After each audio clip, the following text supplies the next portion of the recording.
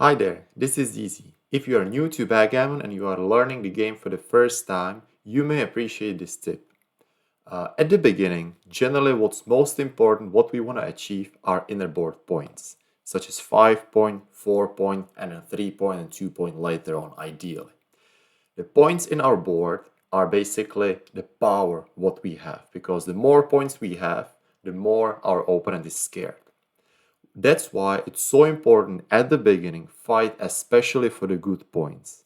So, whenever you get a chance to hit on a 5 or hit on a 4, you usually want to do that.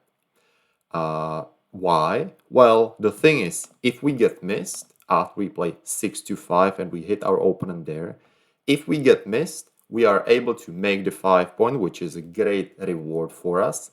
And if we get hit, we usually don't care too much because if we get hit at the beginning, our opponent most likely doesn't have a board, which means we can easily enter and anchor up and get some defense going on. So risk is small, reward is huge, therefore we want to fight, we want to go for it. Good luck.